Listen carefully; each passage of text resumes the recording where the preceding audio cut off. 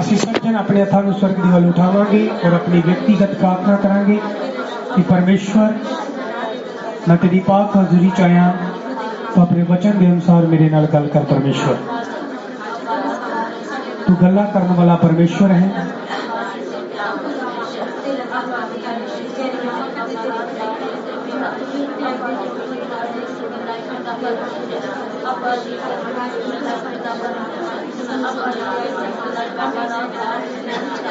जिवें तू मूसा ना बोलिया तू मेरे नाल बोल परमेश्वर।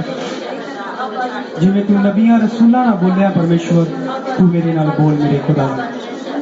तेरा वचन जीवित है और तेरा वचन कहता है प्रभु तो अपना वचन घल के अपने लोगों को चंगा करदा और आने वाली तबाही तो बचाता है। मैं तेरी पाक हजूरी च आया हाँ तेरी आवाज नूं सुनन दे लई।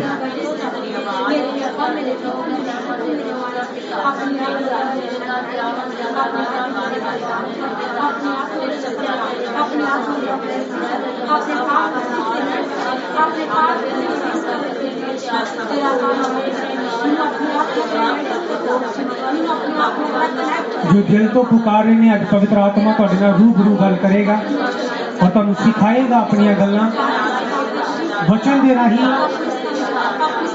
वो समझाएगा कि असीं की करना है और की नहीं करना है।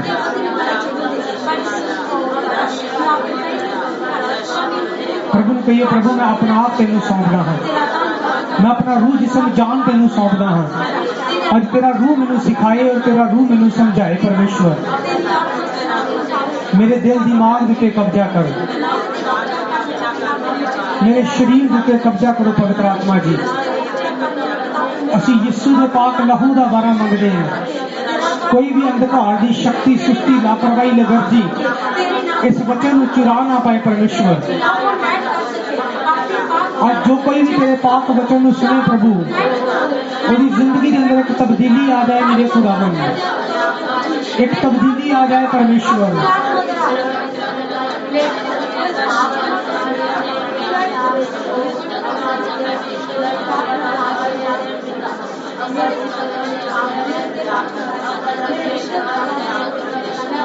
और यीशु मसीह के नाम के सी मंगते हाँ।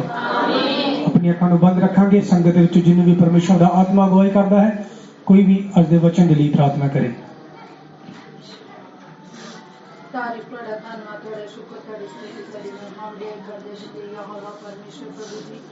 ਅਸੀਂ ਆਪਣੇ ਆਪ ਨੂੰ ਪ੍ਰਭੂ ਆਦੇ ਵਚਨਾਂ ਦੇ ਲਈ ਤਿਆਰ ਕਰਦੇ ਹਾਂ ਖੁਦਾ ਤਾਂ ਕਿ ਤੁਸੀਂ ਆਦੇ ਵਚਨ ਦੇ ਦੁਆਰਾ ਪ੍ਰਭੂ ਯਿਸੂ ਮਸੀਹ ਸਾਡੇ ਨਾਲ ਗੱਲ ਕਰੋ, ਸਾਨੂੰ ਸਿਖਾਓ, ਸਾਨੂੰ ਸਮਝਾਓ। ਮੇਰੇ ਪਿਤਾ ਪਰਮੇਸ਼ਰ ਪ੍ਰਭੂ ਅਸੀਂ ਉਹਨਾਂ ਵਚਨਾਂ ਦੇ ਮੁਤਾਬਿਕ ਚੱਲ ਸਕੀਏ, ਬਣ ਸਕੀਏ, ਉਹਨਾਂ ਨੂੰ ਆਪਣੇ ਜੀਵਨ ਦੇ ਵਿੱਚ ਲਾਗੂ ਕਰ ਸਕੀਏ। ਪ੍ਰਭੂ ਤਾਰੀਫ ਤੁਹਾਡਾ ਸ਼ੁਕਰ ਕਰਦੇ, ਤਾਰੀਫ ਤੁਹਾਡਾ ਧੰਨਵਾਦ ਕਰਦੇ ਪ੍ਰਭੂ ਤੁਹਾਡੇ ਦਾਸ ਨੂੰ ਤੁਹਾਡੇ ਪਾਕ ਕੰਨਾਂ ਦੇ ਵਿੱਚ ਦੇਣਾ ਖੁਦਾ तेरा दास ने बल्कि पवित्र आत्मा प्रभु साडे नाल गलबात करे, सानू सिखाए। मेरे पिता परमेश्वर अज उस दिल की भूमि नूं प्रभु असीं तैयार करते हैं प्रभु जी ताकि जो तरह अज बीज तुसीं बोलण दे लई जा रहे हो खुदावन खुदा वो बीज साडी जिंदगियां दे विच उगे ते 100 गुना फल लैके आए। मेरे पिता तारीफ तेरे धन्यवाद करते पवित्र आत्मा प्रभु जी असीं तेरा शुक्र करते साडे दिल दिमाग जित प्रभु तेरे पाक रूह दा कब्जा चाहुंदे प्रभु जी ताकि जो आपका वचन असीं सुने उन्होंने अपने हृदय च जमा करिए। मेरे पिता परमेश्वर को शैतान की चाल प्रभु यीशु मसीह इस वचन में चलाना पाए। मेरे पिता तेरे धन्यवाद करते, तेरे शुक्र करते प्रभु, धन्यवाद करते प्रभु। प्रार्थना में सुनिया प्रभु मांगते अपने उदार करता प्रभु यीशु मसीह के सामर्थी नाम च मांग रही है। आमीन। Hallelujah hallelujah hallelujah. आए सब भैन भरावां मेरे वालों जैनसी दी पास साहब नूं जैनसी दी असीं परमेश्वर की पाक हजूरी च हाँ और ये समय है परमेश्वर के पाक वचन नूं सुनन दा। असीं बीते दिनां दे अंदर 2 ऐतवारां दे अंदर असीं 2 मेन गल्लां नूं सिੱਖਿਆ। कोई जानदा है असीं पिछले तो पिछले ऐतवार की सिੱਖਿਆ? एक ऐतवार पिछे गया उस तो पिछले ऐतवार हालेलुया असीं बुद्ध दे बारे सिੱਖਿਆ कि अज दे दिन दे अंदर या अज दे समय दे अंदर पवित्र आत्मा दे दाना वरदाना फलों तो अलावा सानू परमेश्वर के एक होर वरदान की जरूरत है जो है परमेश्वर की अकल। हालेलुया। और उस अकल तो बिना ना तो असीं परमेश्वर की आराधना कर सकते हैं, ना असीं आत्मिक जीवन बतीत कर सकते हैं, ना असीं दुनियावी जीवन अच्छे तरीके नाल ਬਤੀਤ ਕਰ ਸਕਦੇ ਹਾਂ। ਹਾਲੇਲੂਇਆ। ਔਰ ਪਿਛਲੇ ਐਤਵਾਰ ਅਸੀਂ ਸਮਸੂਨ ਦੀ ਜ਼ਿੰਦਗੀ 'ਚ ਸਿੱਖਿਆ ਕਿ ਸਮਸੂਨ ਇੱਕ ਬੜਾ ਅੱਛਾ ਯੋਧਾ ਸੀ, ਇੱਕ ਵਿਸ਼ਵਾਸੀ ਸੀ, ਪਵਿੱਤਰ ਆਤਮਾ ਪਾਇਆ ਹੋਇਆ ਇਨਸਾਨ ਸੀ, ਪਰ ਲੰਬਾ ਜੀਵਨ ਇਸ ਲਈ ਬਤੀਤ ਨਹੀਂ ਕਰ ਪਾਇਆ ਕਿਉਂਕਿ ਉਹਨੂੰ ਅਕਲ ਦੀ ਘਾਟ ਸੀ। ਹਾਲੇਲੂਇਆ। ਔਰ ਉਹ ਸ਼ੈਤਾਨ ਦੀ ਔਰ ਉਸ ਆਪਣੀ ਬੁਰੀ ਆਦਤ ਦੇ ਕਾਰਨ, ਜੋ ਸ਼ੈਤਾਨ ਉਹਨੂੰ ਬੁਰੀ ਆਦਤ 'ਚ ਪਾ ਕੇ ਪਾਪ ਦੀ ਤਰਫ ਔਰ ਮੌਤ ਦੀ ਤਰਫ ਲੈ ਕੇ ਜਾ ਰਿਹਾ ਸੀ, ਉਹ ਉਹਨੂੰ ਸਮਝ ਨਹੀਂ ਪਾਇਆ। ਹਾਲੇਲੂਇਆ। ਹਾਲੇਲੂਇਆ। ਇਹਨਾਂ ਵਚਨਾਂ ਨੂੰ ਤੁਸੀਂ ਦੁਬਾਰਾ ਵੀ ਸੁਣ ਸਕਦੇ ਹੋ ਸਾਡੇ YouTube ਚੈਨਲ ਦੇ ਉੱਤੇ। ਚਰਚ ਦਾ ਜੋ ਚੈਨਲ ਹੈ ਉਹਦੇ ਅੰਦਰ ਇਹ ਸਾਰੇ ਵਚਨ ਜਿੰਨੇ ਵੀ ਅਸੀਂ ਪਰਮੇਸ਼ਰ ਦੇ ਅਨੁਗ੍ਰਹਿ ਨਾਲ ਸਿੱਖਦੇ ਹਾਂ, ਉਹ ਸਾਰੇ ਵਚਨ ਤੁਸੀਂ ਸੁਣ ਸਕਦੇ ਹੋ। ਹਾਲੇਲੂਇਆ। ਹਾਲੇਲੂਇਆ। ਔਰ ਬੀਤੇ ਆਉਣ ਵਾਲੇ ਦਿਨਾਂ 'ਚ ਹੋਰ ਵੀ ਬਹੁਤ ਕੁਝ ਹੋਏਗਾ ਜੋ ਪਰਮੇਸ਼ਰ ਸਾਨੂੰ ਸਾਡੀ ਅਗਵਾਈ ਕਰੇਗਾ, ਸਾਡੀ ਮਦਦ ਕਰੇਗਾ, ਤਾਂ ਜੋ ਅਸੀਂ ਹਰ ਇੱਕ ਵਚਨ ਨੂੰ ਦੁਬਾਰਾ ਸੁਣ ਕੇ, ਦੁਬਾਰਾ ਸਮਝ ਕੇ ਉਹਦੇ ਉੱਤੇ ਚੱਲ ਸਕੀਏ। ਹਾਲੇਲੂਇਆ। ਅੱਜ ਦਾ ਜੋ ਵਚਨ ਹੈ ਉਹ ਇੱਕ ਸਵਾਲ ਤੋਂ ਸ਼ੁਰੂ ਹੋਏਗਾ ਔਰ ਖਤਮ ਵੀ ਇੱਕ ਸਵਾਲ ਤੇ ਹੋਏਗਾ। ਆਪਣੇ ਗਵਾਂਢੀ ਨੂੰ ਇੱਕ ਗੱਲ ਕਹੋ, ਤੁਹਾਡਾ ਕੀ ਫੈਸਲਾ ਹੈ? ਹਾਲੇਲੂਇਆ। ਫਿਰ ਤੋਂ ਕਹੋ, ਤੁਹਾਡਾ ਕੀ ਫੈਸਲਾ ਹੈ? ਹਾਲੇਲੂਇਆ। ਇੱਕ ਸਵਾਲ ਹੈ ਜਿਸ ਤੋਂ ਅੱਜ ਅਸੀਂ ਇੱਕ ਵਚਨ ਨੂੰ ਸ਼ੁਰੂ ਕਰਨਾ ਹੈ। ਬੀਤੇ ਦਿਨਾਂ ਦੇ ਅੰਦਰ ਪਰਮੇਸ਼ਰ ਨੇ ਮੈਨੂੰ ਸਿਖਾਇਆ ਫੈਸਲੇ ਦੇ ਉੱਤੇ। ਅਸੀਂ ਸਮਸੂਨ ਦੀ ਜ਼ਿੰਦਗੀ 'ਚ ਸਿੱਖਿਆ ਉਹਦੇ ਅੰਦਰ ਬਹੁਤੀਆਂ ਬੁਰੀਆਂ ਆਦਤਾਂ ਨਹੀਂ ਸੀ, ਸਿਰਫ ਇੱਕ ਹੀ ਬੁਰੀ ਆਦਤ ਦਾ ਜ਼ਿਕਰ ਕੀਤਾ ਗਿਆ ਉਹਦਾ ਕਿ ਉਹਨੂੰ ਸਰੀਰ ਦੀ ਕਾਮਨਾ ਬੜੀ ਸੀ। ਸਰੀਰਕ ਕਾਮਨਾ ਦੀ ਕਾਰਨ ਹਰ ਵਕਤ ਉਹ ਇੱਕ ਇਸਤਰੀ ਦੇ ਕੋਲ ਰਹਿੰਦਾ ਸੀ।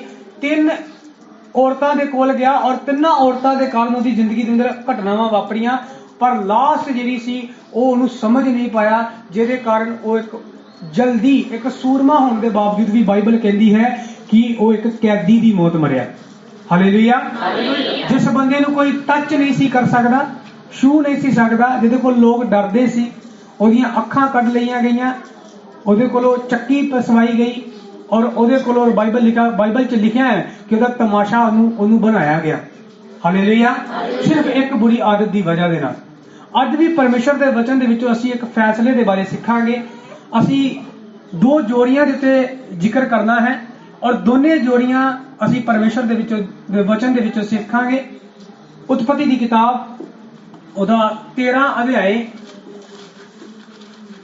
ਜਦੋਂ ਅਸੀਂ 12 ਅਧਿਆਏ ਨੂੰ ਪੜ੍ਹਦੇ ਹਾਂ ਤਾਂ ਬਾਈਬਲ ਇਹ ਬਿਆਨ ਕਰਦੀ ਹੈ ਕਿ ਪਰਮੇਸ਼ਰ ਨੇ ਅਬਰਾਹਾਮ ਨੂੰ ਬੁਲਾਇਆ ਔਰ ਅਬਰਾਹਾਮ ਨੂੰ ਇੱਕ ਆਵਾਜ਼ ਆਈ ਪਰਮੇਸ਼ਰ ਦੇ ਵੱਲੋਂ ਕਿ ਆਪਣੇ ਘਰ ਨੂੰ, ਆਪਣੇ ਦੇਸ਼ ਨੂੰ, ਆਪਣੇ ਸ਼ਹਿਰ ਨੂੰ, ਆਪਣੇ ਕੁਨਬੇ ਨੂੰ, ਆਪਣੇ ਪਿਤਾ ਦੇ ਘਰ ਨੂੰ ਛੱਡ ਤੇ ਉਸ ਜਗ੍ਹਾ ਚੱਲ ਜਿਹਦੀ ਜਗ੍ਹਾ ਮੈਂ ਤੈਨੂੰ ਦੱਸਾਂਗਾ। ਹਾਲੇਲੂਇਆ। ਇੱਕ ਗੱਲ ਦਾ ਧਿਆਨ ਰੱਖੋ, ਪਰਮੇਸ਼ਰ ਨੇ ਉਹਨੂੰ ਜਗ੍ਹਾ ਦੱਸੀ ਨਹੀਂ, ਸਿਰਫ ਉਹ ਪਰਮੇਸ਼ਰ ਦੇ ਅਨੁਗ੍ਰਹਿ ਦੇ ਨਾਲ ਔਰ ਪਰਮੇਸ਼ਰ ਦੇ ਆਗਿਆਕਾਰੀ ਦੇ ਨਾਲ ਉਸ ਸਥਾਨ ਨੂੰ ਤੁਰ ਪਿਆ। ਹਾਲੇਲੂਇਆ। ਔਰ ਬਾਈਬਲ ਬਿਆਨ ਕਰਦੀ ਹੈ ਕਿ ਪਰਮੇਸ਼ਰ ਨੇ ਲੂਤ ਨੂੰ ਨਹੀਂ ਬੁਲਾਇਆ, ਪਰ ਲੂਤ ਵੀ ਅਬਰਾਹਾਮ ਦੇ ਨਾਲ ਹੀ ਨਿਕਲਿਆ। ਹਾਲੇਲੂਇਆ। ਰਾਸਤੇ ਦੇ ਅੰਦਰ ਜਦੋਂ ਤੁਸੀਂ 13ਵਾਂ ਅਧਿਆਇ ਪੜ੍ਹੋਗੇ ਤੇ ਰਾਸਤੇ ਦੇ ਅੰਦਰ ਇਹ ਮਾਹੌਲ ਬਣਿਆ, ਇਸ ਤਰ੍ਹਾਂ ਦਾ ਮਾਹੌਲ ਬਣਿਆ ਕਿ ਉਹ ਬਹੁਤ ਅਮੀਰ ਲੋਕ ਸਨ ਔਰ ਦੋਨਾਂ ਦੇ ਕੋਲ ਇੰਨੀ ਸੰਪਤੀ ਸੀ ਕਿ ਇੱਕ ਜਗ੍ਹਾ ਉਹ ਰਹਿ ਨਹੀਂ ਸੀ ਸਕਦੇ। ਉਹਨਾਂ ਦੋਨਾਂ ਨੇ ਇੱਕ ਸਲਾਹ ਕੀਤੀ ਕਿ ਇਸ ਤੋਂ ਪਹਿਲਾਂ ਕਿ ਸਾਡੇ ਅੰਦਰ ਫੁੱਟ ਪਏ, ਝਗੜਾ ਹੋਏ, ਲੜਾਈ ਹੋਏ, ਕਿਉਂ ਨਾ ਅਸੀਂ ਵੱਖਰੇ ਵੱਖਰੇ ਹੋ ਜਾਈਏ ਔਰ ਆਪਣੇ ਆਪਣੇ ਸਥਾਨ ਨੂੰ ਚਲੇ ਜਾਈਏ। ਹਾਲੇਲੂਇਆ। ਹਾਲੇਲੂਇਆ। ਉਸ ਜਗ੍ਹਾ ਦੇ ਉੱਤੇ ਜਦੋਂ ਇਹ ਗੱਲਾਂ ਉਹਨਾਂ ਦੇ ਅੰਦਰ ਉਹ ਆਪਸ ਦੇ ਵਿੱਚ ਕਰ ਰਹੇ ਸੀ ਤੇ ਅਬਰਾਹਾਮ ਦਾ ਇੱਕ ਜਵਾਬ ਹੈ, ਜੇ ਤੂੰ ਸੱਜੇ ਜਾਏ ਤੇ ਮੈਂ ਖੱਬੇ ਜਾਵਾਂਗਾ, ਜੇ ਤੂੰ ਖੱਬੇ ਜਾਏਗਾ ਤੇ ਮੈਂ ਸੱਜੇ ਜਾਵਾਂਗਾ। ਆ ਇੱਕ ਦੂਜੇ ਨੂੰ, ਮੈਂ ਤੇਰੇ ਨਾਲ ਨਹੀਂ ਜਾਵਾਂਗਾ, ਤੂੰ ਮੇਰੇ ਨਾਲ ਨਹੀਂ ਜਾਏਗਾ, ਅਸੀਂ ਅਲੱਗ ਹੋਵਾਂਗੇ। ਹਾਲੇਲੂਇਆ। ਇਸ ਜਦੋਂ ਤੁਸੀਂ 13 ਅਧਿਆਇ ਦੀ 10ਵੀਂ ਆਇਤ ਨੂੰ ਪੜ੍ਹਾਂਗੇ। ਸੋ ਲੂਤ ਨੇ ਆਪਣੀਆਂ ਅੱਖੀਆਂ ਚੁੱਕ ਕੇ ਜਰਦਨ ਦੇ ਸਾਰੇ ਮੈਦਾਨ ਨੂੰ ਵੇਖਿਆ ਕਿ ਉਹ ਸਾਰਾ ਮੈਦਾਨ ਇਸ ਤੋਂ ਪਹਿਲਾਂ ਕਿ ਯਹੋਵਾ ਨੇ ਸਦੂਮ ਅਰ ਅਮੂਰ ਨੂੰ ਨਾਸ਼ ਕੀਤਾ ਚੰਗਾ ਕਰ ਸੀ, ਉਹ ਯਹੋਵਾ ਦੇ ਬਾਗ ਵਰਗਾ ਸੀ ਅਥਵਾ ਸੁਆਰ ਨੂੰ ਜਾਂਦੇ ਹੋਏ ਮਿਸਰ ਦੇਸ਼ ਵਰਗਾ ਸੀ। ਹਾਲੇਲੂਇਆ। ਇਸ ਜਗ੍ਹਾ ਦੇ ਉੱਤੇ ਫੈਸਲਾ ਲੈਣ ਦਾ ਟਾਈਮ ਸੀ। ਫੈਸਲਾ ਲੈਣਾ ਸੀ ਕਿ ਕੌਣ ਕਿਸ ਸਾਈਡ ਨੂੰ ਜਾਏਗਾ। ਹਾਲੇਲੂਇਆ। ਹਾਲੇਲੂਇਆ। ਅਬਰਾਹਾਮ ਤੇ ਲੂਤ ਇੱਕ ਜਗ੍ਹਾ ਖੜੇ ਨੇ। ਹੁਣ ਇੱਕ ਦਾ ਫੈਸਲਾ ਹੈ ਮੈਂ ਖੱਬੇ ਜਾਵਾਂਗਾ, ਇੱਕ ਦਾ ਫੈਸਲਾ ਹੈ ਮੈਂ ਸੱਜੇ ਜਾਵਾਂਗਾ। ਪਰ ਲੂਤ ਦੇ ਬਾਰੇ ਲਿਖਿਆ ਹੈ ਕਿ ਲੂਤ ਨੇ ਉਹ ਭੂਮੀ ਚੁਣੀ ਜਿਹੜੀ ਵੇਖਣ ਦੇ ਵਿੱਚ ਚੰਗੀ ਸੀ। Hallelujah, hallelujah. ਤੁਹਾਡੀ ਬਰਕਤ ਤੁਹਾਡੇ ਫੈਸਲੇ ਤੇ ਖੜੀ ਹੈ। ਹਾਲੇਲੂਇਆ। ਹਾਲੇਲੂਇਆ। ਜੋ ਕੁਝ ਤੁਸੀਂ ਆਪਣੀ ਜ਼ਿੰਦਗੀ 'ਚ ਫੈਸਲੇ ਕਰੋਗੇ, ਜੋ ਕੁਝ ਤੁਸੀਂ ਆਪਣੀ ਜ਼ਿੰਦਗੀ 'ਚ ਡਿਸੀਜਨ ਲਓਗੇ ਕਿ ਮੈਂ ਆ ਕਰਾਂਗਾ, ਆ ਨਹੀਂ ਕਰਾਂਗਾ, ਇੱਥੇ ਜਾਵਾਂਗਾ, ਇੱਥੇ ਨਹੀਂ ਜਾਵਾਂਗਾ, ਉਹੀ ਤੁਹਾਡੀ ਬਰਕਤ ਨੂੰ ਲੈ ਕੇ ਆਏਗਾ। ਹਾਲੇਲੂਇਆ। ਹਾਲੇਲੂਇਆ। ਇਸ ਜਗ੍ਹਾ ਦੇ ਉੱਤੇ ਅਬਰਾਹਾਮ ਤੇ ਲੂਤ ਇੱਕ ਜਗ੍ਹਾ ਖੜੇ ਨੇ ਔਰ ਫੈਸਲਾ ਲੈਣ ਦਾ ਟਾਈਮ ਹੈ। ਲੂਤ ਆਪਣੀਆਂ ਅੱਖਾਂ ਦੀ ਨਿਗਾਹ ਦੇ ਨਾਲ ਫੈਸਲਾ ਲੈਂਦਾ ਹੈ, ਆਪਣੀ ਸੋਚ ਦੇ ਨਾਲ, ਪਰਮੇਸ਼ਰ ਦੇ ਅਨੁਗ੍ਰਹਿ ਦੇ ਨਾਲ ਨਹੀਂ, ਪਰਮੇਸ਼ਰ ਦੀ ਮਰਜ਼ੀ ਦੇ ਨਾਲ ਨਹੀਂ, ਪਰਮੇਸ਼ਰ ਦੀ ਦਿੱਤੀ ਬੁੱਧ ਦੇ ਨਾਲ ਨਹੀਂ, ਬਲਕਿ ਆਪਣੀ ਬੁੱਧ ਦੇ ਨਾਲ। ਔਰ ਬਾਈਬਲ ਨੀਤੀ ਵਚਨ ਕੋਹਤਾ ਦੇ ਅੰਦਰ ਇਹ ਬਿਆਨ ਕਰਦੀ ਹੈ ਕਿ ਮਨੁੱਖ ਨੂੰ ਜਾਪਦਾ ਮੇਰਾ ਰਾਹ ਸਿੱਧਾ ਹੈ, ਪਰ ਅੰਤ ਦੇ ਵਿੱਚ ਮੌਤ ਦੇ ਰਾਹ ਨਹੀਂ। ਹਾਲੇਲੂਇਆ। ਜਦੋਂ ਆਪਣੀ ਸਮਝ ਦੇ ਨਾਲ ਉਹਨੂੰ ਵੇਖਣ ਜੋ ਚੰਗਾ ਲੱਗਾ ਕਿ ਬਹੁਤ ਵਧੀਆ ਹੈ, ਮੈਦਾਨ ਹੈ, ਹਰਾ ਭਰਿਆ ਹੈ, ਸਭ ਕੁਝ ਠੀਕ ਠਾਕ ਹੈ। ਬੀਤੇ ਦਿਨਾਂ ਦੇ ਅੰਦਰ ਮੈਂ ਇੱਕ ਵਚਨ ਨੂੰ ਸਿੱਖਿਆ ਔਰ ਉਸ ਗੱਲ ਨੇ ਮੈਨੂੰ ਬਹੁਤ ਪ੍ਰਭਾਵਿਤ ਕੀਤਾ, ਜੋ ਪਵਿੱਤਰ ਆਤਮਾ ਨੇ ਮੈਨੂੰ ਸਿਖਾਇਆ। ਕਈ ਵਾਰ ਅਸੀਂ ਸੋਚਦੇ ਅਸੀਂ ਕੀ ਕਰੀਏ, ਕਿੱਥੇ ਜਾਈਏ, ਕੀ ਕਰੀਏ, ਕਿਹੜੀ ਚੀਜ਼ ਤੇ ਬਈਏ, ਕਿਸ ਘਰ ਜਾਈਏ, ਕਿੱਥੇ ਜਾਈਏ। ਤੁਸੀਂ ਜੋ ਕੁਝ ਵੀ ਕਰੋ, ਅਗਰ ਤੁਸੀਂ ਪਰਮੇਸ਼ਰ ਦੇ ਵਚਨ ਦੇ ਅਨੁਸਾਰ ਹੋ ਤੇ ਤੁਹਾਡੇ ਹਰ ਕੰਮ ਦੇ ਵਿੱਚ ਬਰਕਤ ਹੋਏਗੀ, ਚਾਹੇ ਉਹ ਕੋਈ ਵੀ ਹੋਵੇ। ਹਾਲੇਲੂਇਆ। ਹਾਲੇਲੂਇਆ। ਸਿਰਫ ਤੁਹਾਡਾ ਉਹ ਕੰਮ, ਉਹ ਬਿਜ਼ਨਸ, ਉਹ ਕਾਰੋਬਾਰ, ਉਹ ਜਗ੍ਹਾ ਜਿੱਥੇ ਤੁਸੀਂ ਜਾ ਰਹੇ ਹੋ ਜਾਂ ਜਿਸ ਨੂੰ ਤੁਸੀਂ ਮਿਲ ਰਹੇ ਹੋ, ਉਹ ਵਚਨ ਦੇ ਅਨੁਸਾਰ ਹੋਣਾ ਚਾਹੀਦਾ ਔਰ ਤੁਸੀਂ ਵਚਨ ਦੇ ਅਨੁਸਾਰ ਹੋਣੇ ਚਾਹੀਦੇ ਹੋ। ਲੂਤ ਨੇ ਇੱਥੇ ਬਰਕਤ ਤੇ ਦੇਖੀ, ਪਰ ਉਹ ਬਰਕਤ ਪਰਮੇਸ਼ਰ ਵੱਲੋਂ ਨਹੀਂ ਸੀ, ਕਿਉਂਕਿ ਲੂਤ ਪਰਮੇਸ਼ਰ ਵੱਲੋਂ, ਪਰਮੇਸ਼ਰ ਦੇ ਅਨੁਸਾਰ ਨਹੀਂ ਸੀ। ਹਾਲੇਲੂਇਆ। ਉਹਦਾ ਡਿਸੀਜਨ ਪਰਮੇਸ਼ਰ ਦੇ ਵਚਨ ਦੇ ਅਨੁਸਾਰ ਨਹੀਂ ਸੀ। ਉਹਦਾ ਡਿਸੀਜਨ ਸਿਰਫ ਉਹਦੀਆਂ ਅੱਖਾਂ ਦਾ ਵੇਖਣਾ ਸੀ। ਕਈ ਵਾਰ ਅਸੀਂ ਆਪਣੀ ਜ਼ਿੰਦਗੀ ਦੇ ਅੰਦਰ ਉਹ ਫੈਸਲੇ ਲੈਂਦੇ ਆ, ਉਹ ਡਿਸੀਜਨ ਲੈਂਦੇ ਆ ਜਿਹੜੇ ਪਰਮੇਸ਼ਰ ਦੇ ਵਚਨ ਤੋਂ ਖਿਲਾਫ ਜਾਂਦੇ ਨੇ, ਚਾਹੇ ਉਹ ਸਾਡੇ ਖਾਣ ਪੀਣ ਦੇ ਹੋਏ, ਪਹਿਰਾਵੇ ਤੇ ਹੋਏ, ਸਾਡੇ ਆਉਣ ਤੇ ਹੋਏ, ਜਾਣ ਤੇ ਹੋਏ, ਮਿਲਣ ਤੇ ਹੋਏ। ਹਰ ਉਹ ਫੈਸਲਾ ਜੋ ਪਰਮੇਸ਼ਰ ਦੇ ਵਚਨ ਦੇ ਖਿਲਾਫ ਹੈ, ਉਹ ਸਾਨੂੰ ਮੁਸੀਬਤ ਚ ਪਾ ਦਿੰਦਾ ਹੈ। ਹਾਲੇਲੂਇਆ।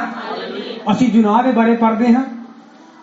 ਗੁਨਾਹ ਦੇ ਲਈ ਪਰਮੇਸ਼ਰ ਨੇ ਇੱਕ ਹੁਕਮ ਉਹਨੂੰ ਦਿੱਤਾ, ਇੱਕ ਸੇਵਾ ਉਹਦੇ ਲੇਖੇ ਲਾਈ ਗਈ, ਨੈਨਵਾ 'ਚ ਜਾ ਕੇ ਪ੍ਰਚਾਰ ਕਰਨ ਦੀ। ਉਹਦੇ ਅੰਦਰ ਇੱਕ ਡਰ ਸੀ, ਕੌਣ ਅਗਰ ਉਹ ਮੈਨੂੰ ਮਾਰ ਦੇਣਗੇ ਲੋਕ, ਕਿ ਪਰਮੇਸ਼ਰ ਨੇ ਜਿਹਨੇ ਉਹਦੇ ਨਾਲ ਗੱਲ ਕੀਤੀ ਜਾਂ ਪਰਮੇਸ਼ਰ ਨੇ ਜਿਹਨੇ ਉਹਨੂੰ ਚੁਣਿਆ, ਉਹਨੂੰ ਮਸਾ ਕੀਤਾ, ਉਹਦੇ ਨਾਲ ਉਹਨੂੰ ਖੜ ਲੈ ਕੇ ਜਾ ਰਿਹਾ ਸੀ, ਕਿ ਉਹਨੂੰ ਬਚਾ ਨਹੀਂ ਸੀ ਸਕਦਾ, ਬਚਾ ਸਕਦਾ ਸੀ, ਪਰ ਉਹਦੇ ਡਰ ਦੀ ਵਜ੍ਹਾ ਦੇ ਨਾਲ ਉਹਨੇ ਇੱਕ ਗਲਤ ਫੈਸਲਾ ਲਿਆ, ਤਰਸ਼ੀਸ਼ ਨੂੰ ਜਾਣ ਦਾ।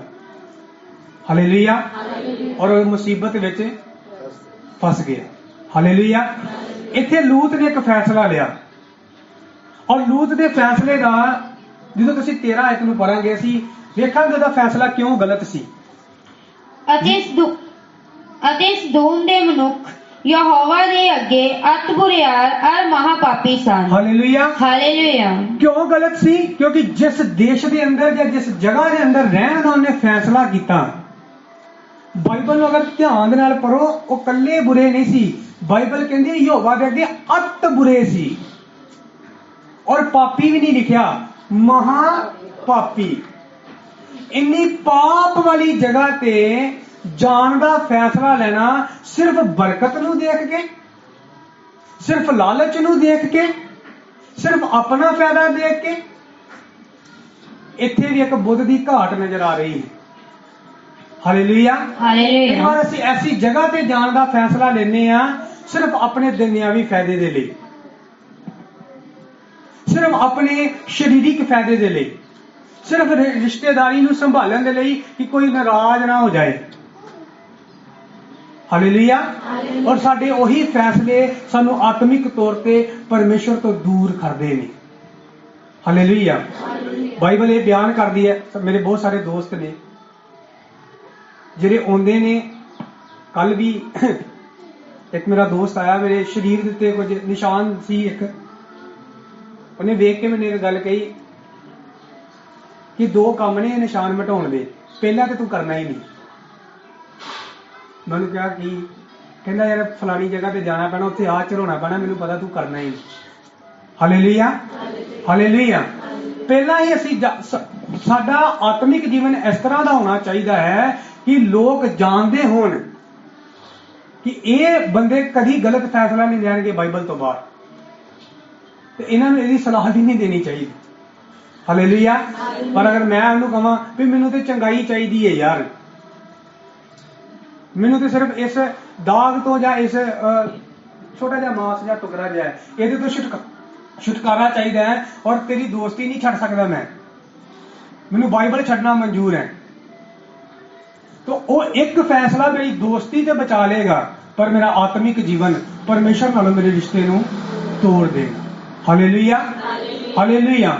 ਲੂਤ ਇੱਥੇ ਇਹ ਨਹੀਂ ਸਮਝ ਪਾਇਆ ਕਿ ਸ਼ੈਤਾਨ ਜੋ ਮੈਨੂੰ ਵਿਖਾ ਰਿਹਾ ਹੈ ਜਾਂ ਮੇਰੀਆਂ ਅੱਖਾਂ ਜੋ ਮੈਨੂੰ ਵਿਖਾ ਰਹੀਆਂ ਨੇ ਉਹ ਤੇ ਬੜਾ ਹਰਿਆ ਭਰਿਆ ਨਜ਼ਰ ਆ ਰਿਹਾ ਹੈ, ਬੜੀ ਬਰਕਤ ਨਜ਼ਰ ਆ ਰਹੀ ਹੈ। ਅੱਜ ਵੀ ਜਦੋਂ ਸ਼ੈਤਾਨ ਤੁਹਾਡੇ ਕੋਲ ਆਏਗਾ, ਇੱਥੇ ਬਿਆਨ ਕੀਤਾ ਗਿਆ ਹੈ ਕਿ ਉਹ ਦੇਸ਼, ਉਹ ਜਗ੍ਹਾ ਯਹੋਵਾ ਦੇ ਬਾਗ ਵਰਗੀ ਸੀ। ਹਾਲੇਲੂਇਆ। ਬਹੁਤ ਸਾਰੀਆਂ ਚੀਜ਼ਾਂ ਸ਼ੈਤਾਨ ਇਸ ਤਰ੍ਹਾਂ ਸ਼ੋਅ ਕਰਦਾ ਹੈ ਜਿਵੇਂ ਉਹ ਪਰਮੇਸ਼ਰ ਦੇ ਵੱਲੋਂ ਹੈ, ਔਰ ਇਹ ਪਰਮੇਸ਼ਰ ਦੀ ਆਵਾਜ਼ ਹੈ। ਇਸ ਲਈ ਬਹੁਤ ਸਾਰੇ ਲੋਕ ਪਰਮੇਸ਼ਰ ਦੀ ਆਵਾਜ਼ ਨੂੰ ਸਮਝ ਨਹੀਂ ਪਾਉਂਦੇ, ਨਾ ਹੀ ਉਹ ਸ਼ੈਤਾਨ ਦੀ ਆਵਾਜ਼ ਨੂੰ ਪਹਿਚਾਨ ਪਾਉਂਦੇ ਨੇ, ਔਰ ਉਹ ਕਨਫਿਊਜ਼ ਹੋ ਕੇ ਗਲਤ ਫੈਸਲੇ ਲੈਂਦੇ ਨੇ। Hallelujah, hallelujah.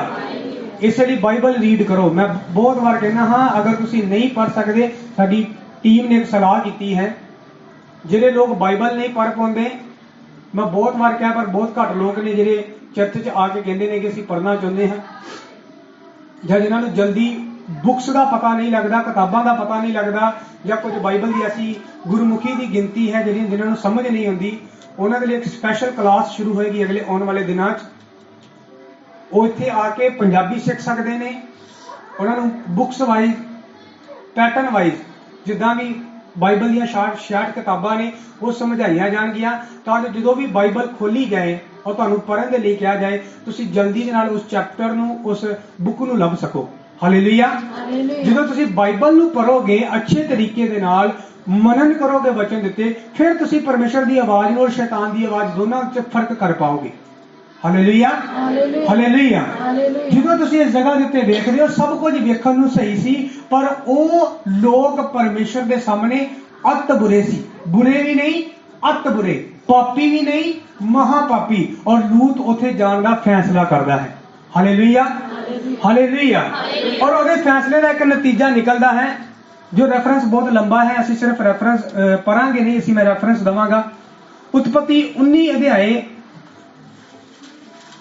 ਉਹਦਾ 4 ਤੋਂ ਲੈ ਕੇ 9 ਆਇਤ ਤੱਕ, ਇੱਥੇ ਉਹਦੇ ਫੈਸਲੇ ਦਾ ਨਤੀਜਾ ਨਿਕਲਦਾ ਹੈ। ਬਾਈਬਲ 'ਚ ਲਿਖਿਆ, 2 ਦੂਤ ਉਹਦੇ ਕੋਲ ਆਏ, ਉਹਨੇ ਉਹਨਾਂ ਨੂੰ ਆਪਣੇ ਘਰ ਵਿੱਚ ਰੱਖਿਆ, ਪਰ ਉਹ ਸ਼ਹਿਰ ਦੇ ਅੰਦਰ ਇੰਨਾ ਪਾਪ ਸੀ, ਇੰਨਾ ਪਾਪ ਸੀ ਕਿ ਮਨੁੱਖ ਉਹਦੇ ਬੂਹਿਆਂ ਤੱਕ ਆਏ ਤਾਂ ਜੋ ਉਹਨਾਂ ਸਵਰਗ ਦੂਤਾਂ ਦੇ ਨਾਲ ਵੀ ਉਹ ਕੁਕਰਮ ਕਰ ਸਕਣ, ਜਾਂ ਉਹਨਾਂ ਮਨੁੱਖਾਂ ਦੇ ਨਾਲ ਵੀ ਉਹ ਕੁਕਰਮ ਕਰ ਸਕਣ, ਵਿਭਿਆਚਾਰ ਕਰ ਸਕਣ। ਹਾਲੇਲੂਇਆ। ਔਰ ਬਾਈਬਲ ਇਹ ਬਿਆਨ ਕਰਦੀ ਹੈ ਕਿ ਲੂਤ ਆਪਣੀ ਜ਼ੁਬਾਨੋਂ ਇਹ ਗੱਲ ਕਹਿੰਦਾ ਹੈ ਕਿ ਮੇਰੀਆਂ ਧੀਆਂ ਨੇ, ਤੁਸੀਂ ਇਹਨਾਂ ਨੂੰ ਲੈ ਕੇ ਜਾ ਸਕਦੇ ਹੋ, ਔਰ ਜੋ ਕੁਝ ਤੁਹਾਡੀ ਨਿਗਾਹ 'ਚ ਚੰਗਾ ਹੈ ਇਹਨਾਂ ਨਾਲ ਕਰੋ। ਹਾਲੇਲੂਇਆ। ਇਹ ਸ਼ਬਦ ਕਦੋਂ ਆਏ?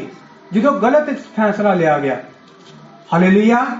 ਕੋਈ ਆਪਣੀ ਇੱਜ਼ਤ ਕਿਸੇ ਨੂੰ ਨਹੀਂ ਦਿੰਦਾ। ਹਾਲੇਲੂਇਆ। ਕੋਈ ਇਹ ਨਹੀਂ ਕਹਿੰਦਾ ਕਿ ਮੇਰੇ ਬੱਚਿਆਂ ਨੂੰ ਲੈ ਜਾਓ ਔਰ ਜੋ ਲੈਣਾ ਕਰ ਸਕਦੇ ਹੋ ਕਰ ਲਓ, ਪਰ ਲੂਤ ਨੂੰ ਇਹ ਸ਼ਬਦ ਵਰਤਨੇ ਪਏ, ਇੱਕ ਬੁਰੀ ਜਗ੍ਹਾ ਨੂੰ ਚੁਣਨ ਦੇ ਕਰਕੇ, ਇੱਕ ਗਲਤ ਫੈਸਲਾ ਲੈਣ ਦੇ ਕਰਕੇ। ਹਾਲੇਲੂਇਆ। ਜਦੋਂ ਤੁਸੀਂ ਬੁਰੇ ਲੋਕਾਂ ਦੇ ਵਿੱਚ ਰਹੋਗੇ, ਬਾਈਬਲ ਇਹ ਬਿਆਨ ਕਰਦੀ ਹੈ, ਬਹੁਤ ਸਾਰੇ ਲੋਕਾਂ ਦੇ ਅੰਦਰ ਵਹਿਮ ਹੈ ਕਿ ਅਸੀਂ ਵਿਗੜ ਨਹੀਂ ਸਕਦੇ, ਸਾਡੇ ਬੱਚੇ ਵਿਗੜ ਨਹੀਂ ਸਕਦੇ, ਇਹ ਨਹੀਂ ਹੋ ਸਕਦਾ, ਉਹ ਨਹੀਂ ਹੋ ਸਕਦਾ, ਪਰ ਬਾਈਬਲ ਇਹ ਬਿਆਨ ਕਰਦੀ ਹੈ ਕਿ ਬੁਰੀ ਸੰਗਤ ਚੰਗੇ ਚਾਲ ਚੱਲਣ ਨੂੰ ਵਿਗਾੜ ਦਿੰਦੀ ਹੈ। Hallelujah, hallelujah.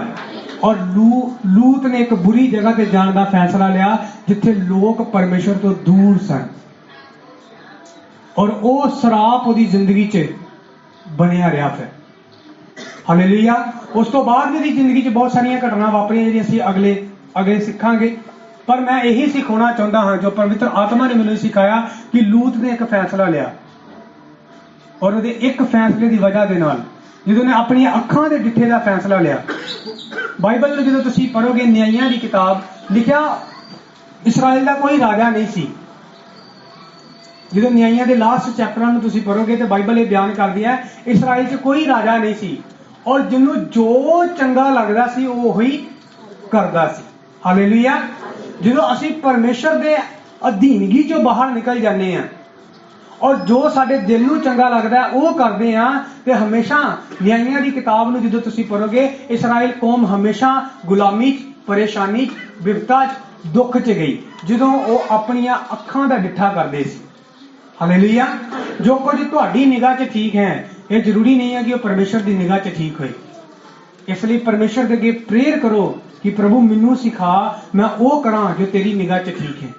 Hallelujah, hallelujah. ਹੁਣ ਦੂਸਰਾ, ਜਦੋਂ ਉਤਪਤੀ 13 ਉਹਦੀ 12 ਨੂੰ ਪੜ੍ਹੋਗੇ ਤੇ ਇੱਥੇ ਅਬਰਾਹਾਮ ਇੱਕ ਫੈਸਲਾ ਲੈਂਦਾ ਹੈ।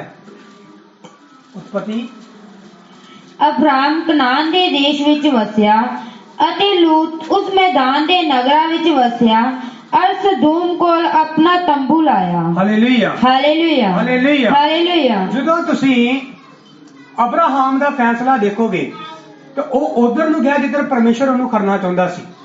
ਹਾਲੇਲੂਇਆ। ਉਹਨੇ ਆਪਣੀ ਮਰਜ਼ੀ ਦੇ ਨਾਲ ਫੈਸਲਾ ਨਹੀਂ ਲਿਆ। ਜਿੱਧਰ ਪਰਮੇਸ਼ਰ ਉਹਨੂੰ ਲੈ ਕੇ ਜਾਣਾ ਚਾਹੁੰਦਾ ਸੀ, ਉਹਨੇ ਉਹ ਫੈਸਲਾ ਲਿਆ, ਉਹ ਜਗ੍ਹਾ ਚੁਣੀ। ਬਰਕਤ ਕਨਾਨ 'ਚ ਨਹੀਂ ਹੈ, ਬਰਕਤ ਉਹਦੇ ਫੈਸਲੇ 'ਚ ਹੈ। ਹਾਲੇਲੂਇਆ। ਬਰਕਤ ਅਬਰਾਹਾਮ ਦੇ ਅੰਦਰ ਹੈ।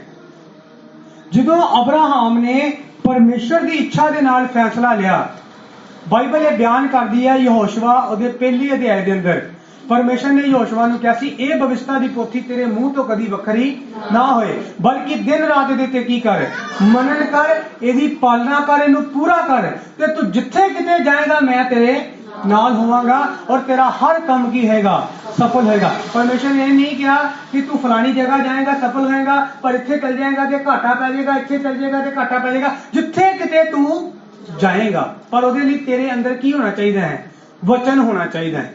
Hallelujah, hallelujah. ਅਗਰ ਤੁਹਾਡੀ ਜ਼ਿੰਦਗੀ ਵਚਨ ਦੇ ਅਨੁਸਾਰ ਹੈ ਔਰ ਤੁਹਾਡੀ ਜ਼ਿੰਦਗੀ ਦੇ ਫੈਸਲੇ ਚਾਹੇ ਉਹ ਪਰਿਵਾਰਿਕ ਨੇ, ਆਤਮਿਕ ਨੇ, ਸਰੀਰਿਕ ਨੇ, ਵਚਨ ਦੇ ਅਨੁਸਾਰ ਨੇ, ਤੇ ਮੈਂ ਕਿਹਾ ਜਿੱਥੇ ਮਰਜ਼ੀ ਚਲੇ ਜਾਓ ਤੁਸੀਂ ਫਤਿਹ ਹੋ ਕੇ ਹੀ ਵਾਪਸ ਆਓਗੇ। Hallelujah, hallelujah. ਇੱਥੇ ਕਨਾਨ ਦੇਸ਼ ਨੂੰ ਗਿਆ ਹੈ ਉਹ, ਪਰ ਜਦੋਂ ਪਰਮੇਸ਼ਰ ਦੇ ਵਚਨ ਦੇ ਅਨੁਸਾਰ ਉਹ ਸੀ ਤੇ ਪਰਮੇਸ਼ਰ ਨੇ ਇੱਕ ਬਰਕਤ ਦਿੱਤੀ। ਉਹ ਬਰਕਤ ਨੂੰ ਅਸੀਂ ਪੜਾਂਗੇ 13 ਉਹਦੀ 14 ਤੋਂ ਲੈ ਕੇ 15 ਆਇਤ ਤੱਕ।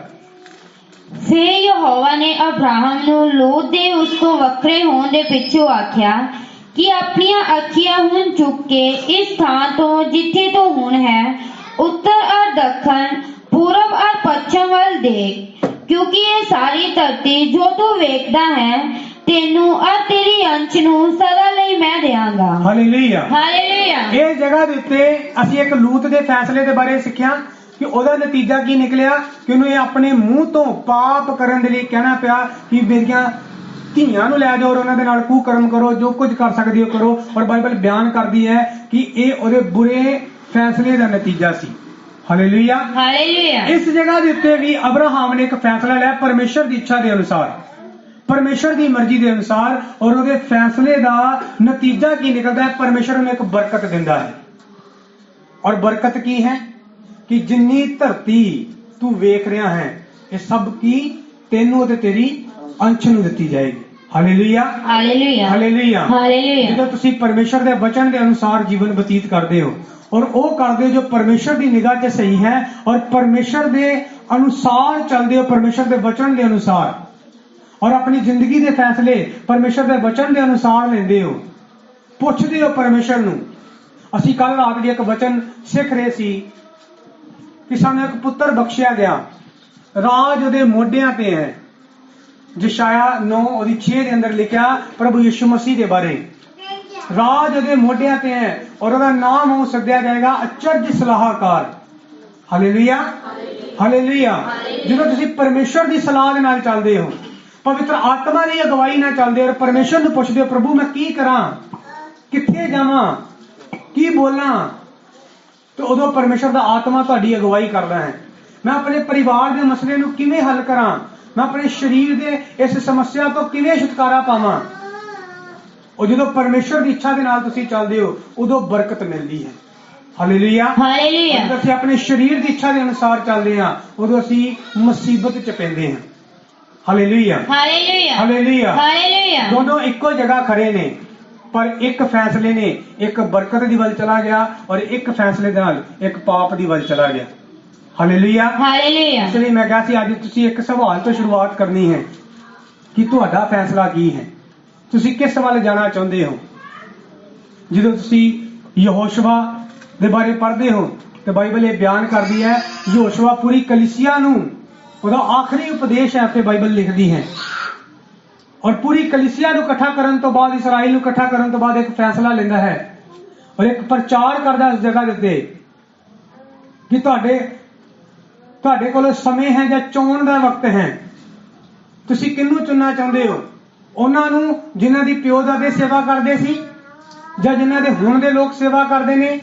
ਪਰ ਉੱਥੇ ਇੱਕ ਫੈਸਲਾ ਲੈਂਦਾ ਹੈ, ਤੁਸੀਂ ਜਿਹਨੂੰ ਚੁਣਨਾ ਚਾਹੋ ਚੁਣ ਸਕਦੇ ਹੋ, ਪਰ ਮੈਂ ਤੇ ਮੇਰਾ ਘਰਾਣਾ ਯਹੋਵਾ ਦੀ ਉਪਾਸਨਾ ਕਰਾਂਗੇ। ਹਾਲੇਲੂਇਆ। ਹਾਲੇਲੂਇਆ। ਹਾਲੇਲੂਇਆ। ਹਾਲੇਲੂਇਆ। ਤੁਸੀਂ ਵੀ, ਸਾਡੇ ਸਾਹਮਣੇ ਵੀ ਇਹ ਸਵਾਲ ਹੈ, ਅਸੀਂ ਕੀ ਚੁਣਨਾ ਹੈ, ਦੁਨੀਆਦਾਰੀ ਜਾਂ ਪਰਮੇਸ਼ਵਰ, ਦੁਨੀਆਦਾਰੀ ਦੇ ਰੀਤੀ ਰਿਵਾਜ ਜਾਂ ਪਰਮੇਸ਼ਵਰ ਦੇ ਵਚਨ ਦੀ ਪਵਿੱਤਰਤਾਈ। ਹਾਲੇਲੂਇਆ। ਸ਼ੈਤਾਨ ਦੀਆਂ ਚੀਜ਼ਾਂ ਬਹੁਤ ਵਧੀਆ ਲੱਗਦੀਆਂ ਨੇ ਵੇਖਣ ਦੇ ਵਿੱਚ, ਕਿਉਂਕਿ ਉਹ ਦੁਨੀਆ ਦੇ, ਬਾਈਬਲ ਕਹਿੰਦੀ ਉਹ ਸਰਦਾਰ ਹੈ ਇਸ ਧਰਤੀ ਦੇ ਉੱਤੇ, ਸਰਦਾਰ ਇਸ ਧਰਤੀ ਦਾ ਸਰਦਾਰ ਹੈ ਉਹ, ਔਰ ਅਸੀਂ ਉਹਦੀ ਰਾਜ ਗੱਦੀ ਦਿੱਤੇ ਹਾਂ। ਇਸ ਵਕਤ ਕੰਟਰੋਲ 'ਚ ਹੈ ਉਹਦੇ, ਔਰ ਦੁਨੀਆ ਦੀ ਬਹੁਤ ਸਾਰੀਆਂ ਚੀਜ਼ਾਂ, ਐਸ਼ ਪ੍ਰਸਤੀ, ਸਭ ਕੁਝ ਉਹ ਸਾਨੂੰ ਦੇ ਸਕਦਾ ਹੈ, ਪਰ ਸਵਰਗ ਦਾ ਰਾਜ ਨਹੀਂ ਦੇ ਸਕਦਾ। ਹਾਲੇਲੂਇਆ। ਹਾਲੇਲੂਇਆ। ਹਾਲੇਲੂਇਆ। ਜੇ ਤੇ ਅਸੀਂ ਸਵਰਗ ਦੇ ਰਾਜ ਦੇ ਪਿਆਸੇ ਹਾਂ ਫਿਰ ਸਾਨੂੰ ਯਿਸੂ ਦੀ ਤਰਫ ਆਉਣਾ ਪਏਗਾ, ਤੇ ਜੇ ਅਸੀਂ ਦੁਨੀਆਦਾਰੀ ਦੀਆਂ ਚੀਜ਼ਾਂ ਦੇ ਪਿਆਸੇ ਹਾਂ ਤੇ ਸ਼ੈਤਾਨ ਵਾਲਾ ਰਾਹ ਸਾਡੇ ਲਈ ਖੁੱਲਾ ਹੈ, ਪਰ ਫੈਸਲਾ ਸਾਡਾ ਹੈ। ਹਾਲੇਲੂਇਆ। ਹਾਲੇਲੂਇਆ। ਪਰਮੇਸ਼ਰ ਕਿਸੇ ਨਾਲ ਜ਼ਬਰਦਸਤੀ ਨਹੀਂ ਕਰਦਾ। ਜਿਸ ਦਿਨ ਪਰਮੇਸ਼ਰ ਨੇ ਆਦਮ ਨੂੰ ਬਣਾਇਆ ਔਰ ਉਹਨੂੰ ਹੁਕਮ ਦਿੱਤਾ ਗਿਆ ਕਿ ਇਹ ਸਾਰੇ ਬਾਗ ਦੇ ਵਿੱਚੋਂ ਤੂੰ ਖਾ ਸਕਦਾ ਹੈ, ਪਰ ਇੱਕ ਬ੍ਰਿਕਸ਼ ਹੈ ਜਿਹਦਾ ਫਲ ਤੂੰ ਨਹੀਂ ਖਾਣਾ। ਹਾਲੇਲੂਇਆ। ਹਾਲੇਲੂਇਆ। ਅਗਰ ਪਰਮੇਸ਼ਰ ਨੇ ਉਹਨੂੰ ਉਹਦੀ ਇੱਛਾ ਦੇ ਅਨੁਸਾਰ ਜਾਂ ਮਤਲਬ ਉਹਦੀ ਇੱਛਾ ਦੇ ਡਿਪੈਂਡੈਂਟ ਨਾ ਬਣਾਇਆ ਹੁੰਦਾ ਤੇ ਪਰਮੇਸ਼ਰ ਉਹਦੇ ਮਨ 'ਚ ਕਦੀ ਇਹ ਵਿਚਾਰ ਪਾਉਂਦਾ ਹੀ ਨਾ, ਜਾਂ ਪਰਮੇਸ਼ਰ ਉਹਦੇ ਸਾਹਮਣੇ ਕਦੀ ਉਸ ਬ੍ਰਿਕਸ਼ ਦੀ ਗੱਲ ਕਰਦਾ ਹੀ ਨਾ, ਜਾਂ ਪਰਮੇਸ਼ਰ ਉਸ ਬ੍ਰਿਕਸ਼ ਦੇ ਆਲੇ ਦੁਆਲੇ ਆਪਣੇ ਸਵਰਗ ਦੂਤਾਂ ਦਾ ਬਾਰਾ ਲਗਾਉਂਦਾ ਕਿ ਆਦਮ ਕਦੀ ਉਸ ਬ੍ਰਿਕਸ਼ ਤੱਕ ਪਹੁੰਚੇ ਹੀ ਨਾ। ਪਰ ਪਰਮੇਸ਼ਰ ਨੇ ਉਹਨੂੰ ਉਹਦੀ ਇੱਛਾ ਦੇ ਅਨੁਸਾਰ ਬਣਾਇਆ ਕਿ ਤੇਰੀ ਜੋ ਇੱਛਾ ਹੋਏਗੀ, ਅਗਰ ਤੇਰੀ ਇੱਛਾ ਪਾਪ ਕਰਨ ਦੀ ਹੈ ਤੇ ਮੈਂ ਰੋਕਾਂਗਾ ਨਹੀਂ, ਪਰ ਤੂੰ ਉਹਦਾ ਨਤੀਜਾ ਪਾਏਗਾ। ਜੇ ਤੇਰੀ ਇੱਛਾ ਮੇਰੇ ਨਾਲ ਰਹਿੰਦੀ ਹੈ ਫਿਰ ਤੈਨੂੰ ਮੇਰੇ ਵਚਨ ਦੇ ਅਨੁਸਾਰ ਚੱਲਣਾ ਪਏਗਾ। ਹਾਲੇਲੂਇਆ। ਹਾਲੇਲੂਇਆ। ਇਹ ਮਤ ਸੋਚੋ ਕਿ ਪਰਮੇਸ਼ਰ ਰਾਤ स्वर्ग ਤੋਂ ਆਏਗਾ और ਸਾਨੂੰ ਰੋਕੇਗਾ ਕਿ ਇਹ ਪਾਪ ਨਾ ਕਰ। ਇਹ ਗਲਤੀ ਹੈ। ਲੂਤ ਨੂੰ ਰੋਕਿਆ ਨਹੀਂ ਗਿਆ ਫੈਸਲਾ ਲੈਣ ਦੇ ਬਾਰੇ।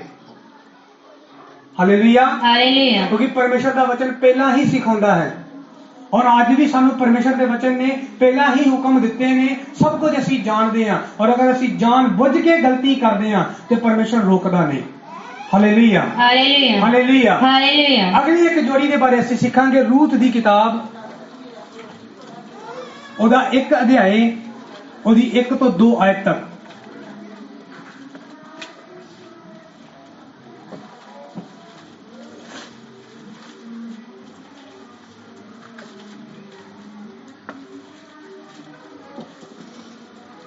ਨਿਆਂਇਆਂ ਦੇ ਰਾਜ ਦੇ ਸਮੇਂ ਵਿੱਚ ਅਜਿਹਾ ਹੋਇਆ ਜੋ ਉਸ ਦੇਸ਼ ਵਿੱਚ ਕਾਲ ਪੈ ਗਿਆ ਅਤੇ ਬੈਤਲਹਮ ਯਹੂਦਾ ਦਾ ਇੱਕ ਮਨੁੱਖ ਆਪਣੀ ਤੀਵੀਂ ਅਤੇ ਦੋਹਾਂ ਪੁੱਤਰਾਂ ਸਣੇ ਮੁਆਬ ਦੇ ਦੇਸ਼ ਵਿੱਚ ਵਸਣ ਨੂੰ ਚੱਲਿਆ। ਉਸ ਮਨੁੱਖ ਦਾ ਨਾਮ ਅਲੀਮਲਕ ਅਤੇ ਉਹਦੀ ਤੀਵੀਂ ਦਾ ਨਾਮ ਨਾਓਮੀ ਸੀ ਔਰ ਉਹਦੇ ਪੁੱਤਰਾਂ ਦੇ ਨਾਮ ਮਹਿਲੋਨ ਅਤੇ ਕਿਲਿਓਨ ਸਨ। ਹਾਲੇਲੂਇਆ। ਹਾਲੇਲੂਇਆ। ਇਸ ਜਗ੍ਹਾ ਦੇ ਉੱਤੇ ਵੀ ਇੱਕ ਫੈਸਲੇ ਦੀ ਗੱਲ ਹੈ। ਬਾਈਬਲ ਇਹ ਬਿਆਨ ਕਰਦੀ ਹੈ ਕਿ ਬੈਤਲਹਮ ਦੇ ਅੰਦਰ ਅਕਾਲ ਪਿਆ, ਯਹੂਦਾ ਦੇ ਅੰਦਰ ਅਕਾਲ ਪਿਆ, ਪਰਮੇਸ਼ਰ ਦੇ ਦੇਸ਼ ਦੇ ਅੰਦਰ, ਪਰਮੇਸ਼ਰ ਦੇ ਨਗਰ ਦੇ ਅੰਦਰ ਅਕਾਲ ਪਿਆ। ਉੱਥੇ ਰੋਟੀ ਮੁੱਕ ਗਈ। ਹਾਲੇਲੂਇਆ। ਹਾਲੇਲੂਇਆ। ਨਿਓਮੀ ਔਰ ਨਿਓਮੀ ਦਾ ਪਰਿਵਾਰ ਇੱਕ ਫੈਸਲਾ ਲੈਂਦਾ ਹੈ ਪਰਮੇਸ਼ਰ ਦੇ ਘਰ ਨੂੰ ਛੱਡ ਕੇ ਮੁਆਬ ਦੇਸ਼ ਜਾਣ ਦੀ। ਹਾਲੇਲੂਇਆ। ਸਿਰਫ ਕਾਦੇ ਲਈ? ਕਾਦੇ ਲਈ? ਰੋਟੀ ਦੇ ਲਈ। Hallelujah, hallelujah. ਸਿਰਫ ਇੱਕ ਰੋਟੀ ਦੇ ਲਈ, ਇੱਕ ਪੇਟ ਦੇ ਲਈ ਉਹ ਪਰਮੇਸ਼ਰ ਦੇ ਘਰ ਨੂੰ ਛੱਡਣ ਦਾ ਫੈਸਲਾ ਲੈਂਦੇ ਨੇ। ਔਰ ਇੱਥੇ ਉਹ ਅਣਜਾਣ ਨਹੀਂ ਨੇ। ਇਹ ਗੱਲ ਮੈਂ ਹੋਰ ਦੱਸ ਦਿਆਂ, ਇੱਥੇ ਉਹ ਅਣਜਾਣ ਨਹੀਂ ਨੇ ਉਸ ਵਚਨ ਤੋਂ, ਕਿਉਂਕਿ ਜਿਸ ਲੂਤ ਦੇ ਬਾਰੇ ਅਸੀਂ ਪਿਛਲੇ ਗੱਲਾਂ ਦੇ ਅੰਦਰ ਸਿੱਖਿਆ ਹੈ, ਉਸੇ ਲੂਤ ਨੇ ਜਦੋਂ ਸਦੂਮ ਤੇ ਅਮੂਰਾ ਚੋਂ ਬਾਹਰ ਨਿਕਲਿਆ, ਉਹਦੀ ਪਤਨੀ ਉਹਦੇ ਨਾਲ ਨਹੀਂ ਸੀ, ਔਰ ਬਾਈਬਲ ਬਿਆਨ ਕਰਦੀ ਉਹਦਾ ਕੋਈ ਬੇਟਾ ਨਹੀਂ ਸੀ। ਉਹਦੇ ਵੰਸ਼ ਨੂੰ ਅੱਗੇ ਤੋਰਨ ਦੇ ਲਈ ਉਹਦੀ ਬੇਟੀਆਂ ਨੇ ਉਹਦੇ ਨਾਲ ਸ਼ਾਦੀ ਕੀਤੀ ਜਾਂ ਸਰੀਰਕ ਸੰਬੰਧ ਬਣਾਏ, ਉਹਦੇ ਤੋਂ ਇੱਕ ਸੰਤਾਨ ਪੈਦਾ ਹੋਈ। ਜਾਂ ਅਸੀਂ ਇਹ ਕਹਿ ਸਕਦੇ ਹਾਂ, ਇੱਕ ਬਾਪ ਤੇ ਬੇਟੀ ਦੇ ਰਿਸ਼ਤੇ ਤੋਂ ਇੱਕ ਸੰਤਾਨ ਪੈਦਾ ਹੋਈ। ਉਸ ਦੇਸ਼ ਨੂੰ ਮੁਆਬ ਦੇਸ਼ ਕਿਹਾ ਗਿਆ। ਔਰ ਪਰਮੇਸ਼ਰ ਦਾ रूह और परमेश्वर का वचन ये सिखाता है कि परमेश्वर उस देश नाल बहुत नफरत करता सी और वो नहीं सी चाहता कि लोग उस देश से जान या उन्हां दे नाल मेल वर्तन रखन। Hallelujah, hallelujah. पर एक रोटी दे कारण नियोमी और उसदा परिवार ये फैसला लेंदा है कि प्रभु दे वचन नूं छड्ड के, प्रभु के घर नूं छड्ड के, परमेश्वर के हुक्म नूं छड्ड के अपने शरीरिक फायदे दे लई ओह मुआब देश च चले गए। Hallelujah, hallelujah. एक फैसला, बहुतियां फैसलियां की गल नहीं करती बाइबल। तुहाडी एक गलती भी, और असीं पिछले दिनां च सिक्ख्या, समसून की एक बुरी आदत। जे तुसीं मरकुस दी अंजील नूं पढ़ोगे, बाइबल च लिखा एक धनवान नौजवान, धनी नौजवान यसु मसीह के कोल आया स्वर्ग राज की भाल दे लई। और जो यीशु मसीह ने 10 हुक्मां के बारे दस्या तो बड़े दावे ना कह रहा है कि ये तो मैं बचपन तो की करता आ रहा हाँ, पूरा करता आ रहा। और बाइबल मैं साबित करता हाँ, जो मैनू परमेश्वर के रूह ने सिखाया है कि वह बंदा झूठ नहीं सी बोल रहा। क्योंकि अगर झूठ बोलता होंदा तो परमेश्वर के सामने वो झूठ नहीं सी बोल सकता। यीशु मसीह ने बाइबल च लिखा, वो बड़े प्यार नाल वेख के कहा, अजे भी तेरे विच एक गल दी कमी है। हालेलुया। एक कमी के कारण स्वर्ग तो रह गया, वो छड्ड नहीं पाया उस कमी नूं, वो फैसला नहीं कर पाया उस जगह उत्ते कि मैं की करा, दुनिया के धन वाल जावां जां स्वर्ग के धन वाल। क्योंकि बाइबल बयान करदी, यीशु ने कहा सी अपना धन वेच ते गरीबां नूं वंड, मैं तैनूं स्वर्ग च धन देवांगा, जब स्वर्ग च तेनू धन मिलेगा। Hallelujah, hallelujah, hallelujah, hallelujah. दुनियावी फायदे दे वल गया। नियोमी और नियोमी दा परिवार परमेश्वर नूं चंगी तरह जानदा सी, परमेश्वर दे वचन नूं चंगी तरह जानदे सी कि साडा मुआब देश च जाना सही नहीं है, परमेश्वर मना करदा है। और किन्ना कुछ चिर परमेश्वर क्रोधित रहेगा साडे नाल, और किन्ना कुछ चिर काल रहेगा, वो अपने लोकां दे उत्ते दया करेगा, और सबर नहीं कर पाए। हालेलुया। अज भी बहुत सारे लोग सबर नहीं कर पाते। प्रेरणा मसला हल नहीं होया तो असीं फिर दूसरे पासे चले जाते हैं, असीं भटकदे फिरदे हैं। हालेलुया। जल्दी असीं फैसले लेना शुरू कर देंगे हैं, इदां नहीं होया तो इदां कर लांगे, इदां नहीं होया तो इदां कर लांगे। असीं सबर नहीं करते। नियोमी और नियोमी का परिवार इत्थे सबर नहीं कर पाया, और एक रोटी की वजह, रोटी के करके एक दूर देश चले गए जिथे परमेश्वर उन्होंने खड़ना नहीं सी चाहता। Hallelujah, hallelujah. असीं उहदा नतीजा पढ़ांगे रूत 1:3 तो लैके 5 आयत तक। नाओमी दा पति अलीमलक मर गया अते ਉਹ और उसके दोवें पुत्र रह गए। ਉਹਨਾਂ ਦੋਹਾਂ ਨੇ मोआब ਦੀਆਂ ਤੀਵੀਆਂ ਵਿੱਚੋਂ ਵਹੁਟੀਆਂ ਵਿਆਹੀਆਂ। ਇੱਕ ਦਾ ਨਾਮ ਆਰਪਾ ਅਤੇ ਦੂਜੀ ਦਾ ਨਾਮ ਰੂਤ ਸੀ, ਅਤੇ ਉਹ 10 ਕੁ ਵਰੇ ਉੱਥੇ ਰਹੇ। ਇਹਦੇ ਪਿੱਛੋਂ ਮਹਿਲੋਨ ਅਤੇ ਕਿਲਿਓਨ ਦੋਵੇਂ मर गए। Hallelujah, hallelujah. एक परिवार सी, बड़ा छोटा जा परिवार, खुश रहने वाला परिवार। एक फैसले ने पूरे परिवार नूं की कर दिता, बर्बाद कर दिता। बाइबल च लिखा पति भी मर गया, बेटे भी। Hallelujah, hallelujah. पर की फैसला सी? परमेश्वर दे घर नूं छड्ड के मुआब देश च जाण दा। Hallelujah, hallelujah. और सब तो हैरानीजनक गल है जो मैं इस जगह देते, जो मैं पढ़ रहा सी इस बुक नूं मैं 2 बार पढ़िया, रीड किया 2 बार। एक बार समझने तो बाद मैं खुदा को दोबारा मंगा कि प्रभु मैं दोबारा पढ़ना चाहता हाँ। मेरा बाइबल पढ़ने का तरीका है कि मैं जिस बुक ਨੂੰ मैं पढ़ रहा होवांगा, जो छोटी बुक है तो मैं इन्नी बार पढ़दा हाँ जिन्नी बार मैनूं समझ आए, और जिन्ना चਿਰ मैं ਉਹਨੂੰ कंप्लीट ना कर ਲਾਂ ਜਾਂ ਉਹਦੇ ਚੋਂ ਪੂਰੀਆਂ ਗੱਲਾਂ ਨਾ ਸਿੱਖ ਲਵਾਂ, मैं अगले चैप्टर ਨੂੰ ਜਾਂ अगली बुक ਨੂੰ टच नहीं करदा। मैं ਉਹਨੂੰ ਉਹਦੇ ਚੋਂ ਹੀ सब कुछ ਸਿੱਖਣਾ ਚਾਹੁੰਦਾ कि ਇਹਦੇ ਚੋਂ मैं ਹੋਰ ਕੀ ਸਿੱਖ ਸਕਦਾ ਹਾਂ। ਤੇ ਜਦੋਂ ਇਹਨੂੰ मैं दूसरी बार पढ़िया ਤੇ ਜਦੋਂ ਇਹ ਗੱਲ ਆਈ कि ਉਹ 10 ਸਾਲ ਉੱਥੇ ਰਹੇ, तो मैं इस गल तो हैरान सी कि 10 साल के अंदर मौत ते एक अलग दी गल है कि मौत का सराप ते उन्होंने उत्ते आया कि पति भी मर गया और बेटे भी मर गए, पर एक सराप होर सी, परमेश्वर ने जनरेशन वधन ही नहीं दिती। Hallelujah hallelujah hallelujah. हालेलुया। अंश नूं अगे वधन नहीं दिता, बांझपन सी उन्होंने दिते, ओदियां नोवां दिते एक बांझपन सी, परमेश्वर ने अगे ही नहीं वधन दिती जनरेशन। 10 साल उस देश दे विच रहे पर फलवंत नहीं होए, सगों घाटे च गए। हालेलुया। जो तुसीं अपनी निगाह दे नाल और अपनी समझ दा सहारा लैके और अपनी समझ नाल फैसले लोगे, तुसीं कदे फलवंत नहीं होगे। नियोमी इत्थे फलवंत नहीं हुई, और इसदा जवाब नियोमी खुद दिंदी है। इहदी 20 आयत नूं पढ़ांगे। उसने उन्हां नूं आख्या, मैनू नाओमी ना आखो, मैनू मारा आखो, क्यों जो सर्वशक्तिमान ने मेरे नाल डाडी कुड़तन दा काम कीता है। Hallelujah hallelujah hallelujah. बाइबल ये बयान करती है कि नियोमी फिर वापस गई अपने शहर के अंदर, और जो वापस गई तो ओदियां गवांढणां जिहड़ियां ओहनूं जाणदियां सी, पहचानदियां सी, उत्थों दे लोकां ने एक गल कही, नियोमी आई जिद्दां साडे भी कोई जो कोई गैसट आंदा है या फलाना कोई भी रिश्तेदार होंदा है, असीं बड़े उच्ची जी कहने जी फलाना आया जी फलाना आया जी, वो लोग भी उच्ची उच्ची रौला पाउण लगे, नियोमी आई। और नियोमी का एक जवाब है, मैनू नियोमी ना आखो बल्कि मारा आखो। नियोमी का मतलब है खुशहाल, खुशियां भरिया जीवन, और मारा का मतलब है निराशा। हालेलुया। एक खुशियां वाले जीवन तो एक फैसले दे नाल उन्होंने अपने नाम दे अगे नाम नूं बदलने की गल कर रही है कि मैनूं हुण मारा आखो, क्योंकि परमेश्वर ने मेरे नाल वड्डी कुरतन कड्डी है, जब परमेश्वर सर्वशक्तिमान मेरे विरोध च खड़ा होया है। Hallelujah hallelujah. एक खुशहाल जीवन तो निराशा वाले जीवन ते आ गई हो सिर्फ एक फैसले दे नाल। हालेलुया। एक खुशहाल जीवन, पति सी, बच्चे सी, एक वधिया जीवन बतीत कर सकते सी हो, पर एक फैसला और सब कुछ खत्म हो गया। Hallelujah hallelujah. इसे चैप्टर के अंदर एक होर जन है, वो भी एक फैसला लेंदा है। 16 आयत नूं पढ़ांगे असीं। पहला अध्याय ओदी 16 आयत, रूत पहला अध्याय ओदी 16 आयत। पर रूथ बोली, मेरे अगे तरले ना पा, जो मैं तैनू इकल्लिया छड्डा अते मगरों मुड़ा, क्यों जो जिथे तू जावेंगी ओथे ही मैं जावांगी, अते जिथे तू रहेगी ओथे ही मैं रहांगी।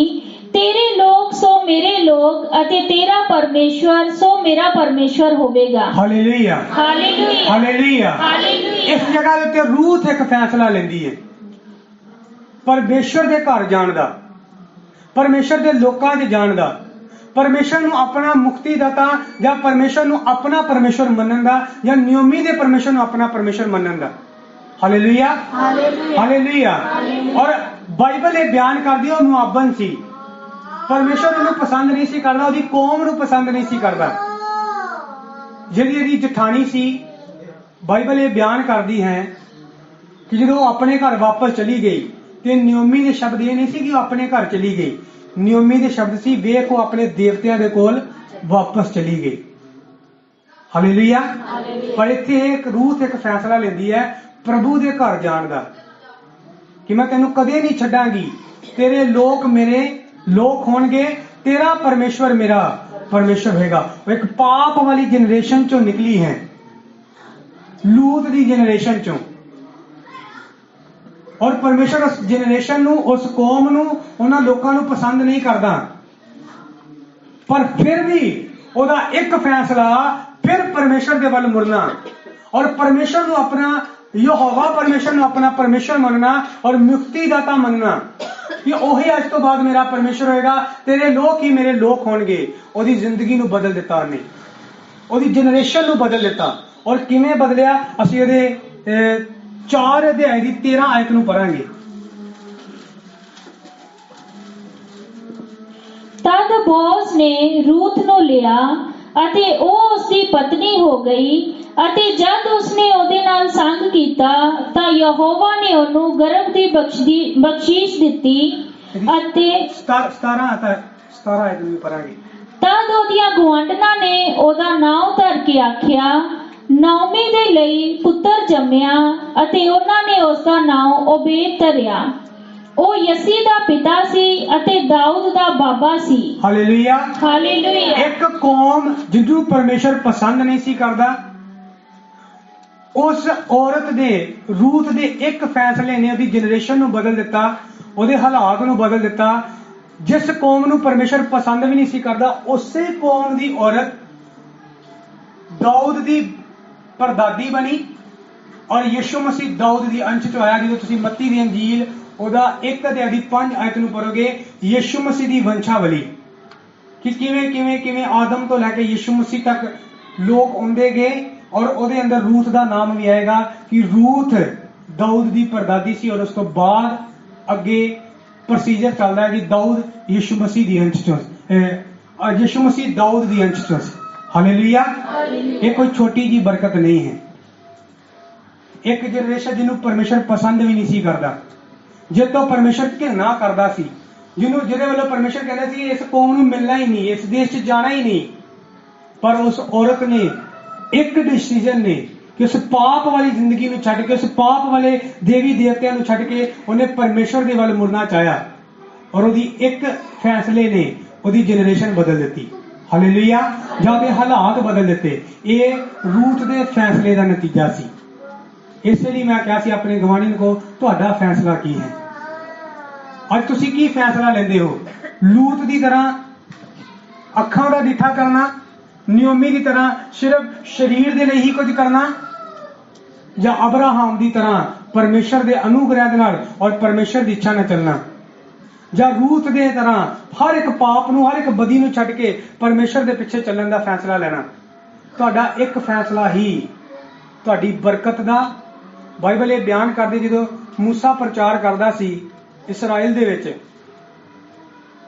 ਤੇ ਹਮੇਸ਼ਾ ਉਹਦੀ ਇੱਕ ਗੱਲ ਰਹਿੰਦੀ ਸੀ, ਮੈਂ ਤੁਹਾਡੇ ਅੱਗੇ ਜੀਵਨ ਤੇ ਮੌਤ ਦੋਵੇਂ ਰੱਖ ਦਿੱਤੀਆਂ ਨੇ, ਸਰਾਪ ਤੇ ਬਰਕਤ ਦੋਵੇਂ ਰੱਖ ਦਿੱਤੇ ਨੇ, ਚੋਣ ਤੁਹਾਡੀ ਹੈ। ਹਾਲੇਲੂਇਆ। ਅੱਜ ਵੀ ਪਰਮੇਸ਼ਰ ਦੇ ਵਚਨ ਨੇ ਸਾਡੇ ਸਾਹਮਣੇ ਸਭ ਕੁਝ ਖੋਲ ਕੇ ਰੱਖਿਆ ਹੈ। ਸਵਰਗ ਦਾ ਰਾਜ ਵੀ ਸਾਡੇ ਸਾਹਮਣੇ ਹੈ, ਦੁਨਿਆਵੀ ਚੀਜ਼ਾਂ ਵੀ ਸਾਡੇ ਸਾਹਮਣੇ ਨੇ, ਨਰਕ ਤੇ ਸਵਰਗ ਦੋਨੋਂ ਸਾਡੇ ਸਾਹਮਣੇ ਹੈ। ਫੈਸਲਾ ਸਾਡਾ ਹੈ। ਪਰਮੇਸ਼ਰ ਨਾ ਤੇ ਕਿਸੇ ਨੂੰ ਜ਼ਬਰਦਸਤੀ ਨਰਕ 'ਚ ਸੁੱਟੇਗਾ ਔਰ ਨਾ ਹੀ ਜ਼ਬਰਦਸਤੀ ਸਵਰਗ 'ਚ ਖੜੇਗਾ। ਉਹ ਸਾਡੇ ਫੈਸਲੇ ਦੇ ਡਿਪੈਂਡ ਹੈ। ਇਸ ਲਈ ਬਾਈਬਲ ਪ੍ਰਕਾਸ਼ਿਤ ਵਾਕਿਆ 'ਚ ਕਹਿੰਦੀ ਹੈ ਕਿ ਉਹਨਾਂ ਦੇ ਕੰਮਾਂ ਦੇ ਅਨੁਸਾਰ ਉਹਨਾਂ ਦਾ ਕੀ ਹੋਏਗਾ? ਲੇਖਾ ਹੋਏਗਾ। Hallelujah, hallelujah. ਅਗਰ ਕੰਮ ਵਚਨ ਦੇ ਅਨੁਸਾਰ ਹੋਣਗੇ ਤੇ ਸਵਰਗ ਦਾ ਰਾਜ ਹੋਏਗਾ, ਤੇ ਕੰਮ ਵਚਨ ਤੋਂ ਖਿਲਾਫ ਹੋਏ ਤੇ ਨਰਕ ਦੀ ਅੱਗ ਹੋਏਗੀ।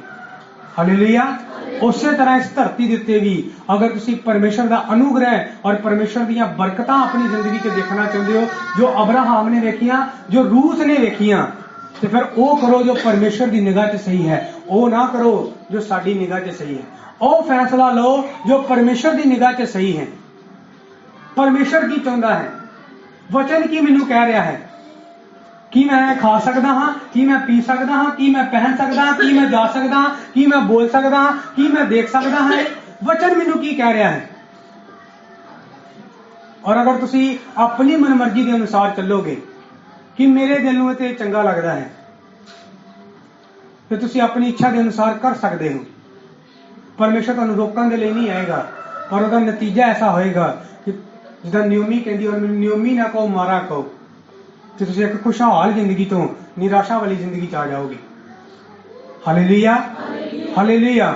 ਇੱਕ ਆਸ਼ੀਸ਼ਿਤ ਇਨਸਾਨ ਸੀ, ਮਸਾ ਕੀਤਾ ਇਨਸਾਨ ਸੀ, ਜੁਨਾਹ ਪਰਮੇਸ਼ਰ ਦਾ ਦਾਸ ਸੀ, ਖੁਦਾ ਦਾ ਰੂਹ ਉਹਦੇ ਨਾਲ ਗੱਲਾਂ ਕਰਦਾ ਸੀ।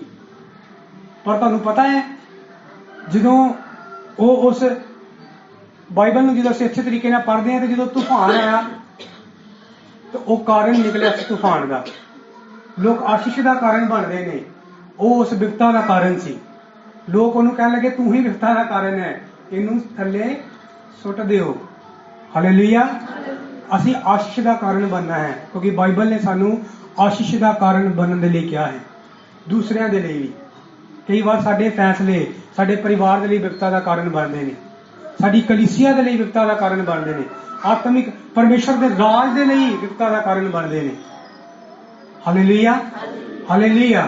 ਅਸੀਂ ਕਈ ਵਾਰ ਗਲਤ ਫੈਸਲੇ ਲੈ ਕੇ ਫਸ ਜਾਂਦੇ ਹਾਂ, ਸਾਡਾ ਪਰਿਵਾਰ ਫਸ ਜਾਂਦਾ ਹੈ। ਫਿਰ ਇਸ ਲਈ ਆਪਣੀ ਜ਼ਿੰਦਗੀ ਦੇ ਅੰਦਰ ਜਦੋਂ ਵੀ ਕੋਈ ਫੈਸਲਾ ਲੈਣਾ ਹੋਏ ਤੇ ਪ੍ਰੇਅਰ ਤੇ ਬੈਠ ਜਾਓ, ਪਰਮੇਸ਼ਰ ਨੂੰ ਪੁੱਛੋ ਪਰਮੇਸ਼ਰ ਮੈਂ ਕੀ ਕਰਾਂ।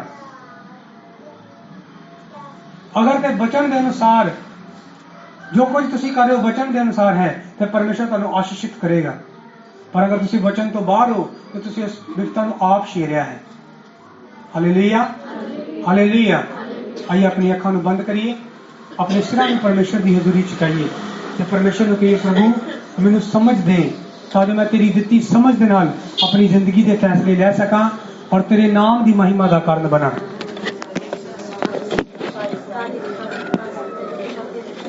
सब जन मिलकर प्रार्थना करिए, अपने हथों ਨੂੰ उठा लीजिए स्वर्ग ਦੀ ਵੱਲ और प्रभु ਨੂੰ कहिए परमेश्वर ਮੈਨੂੰ अपनी समझ दे।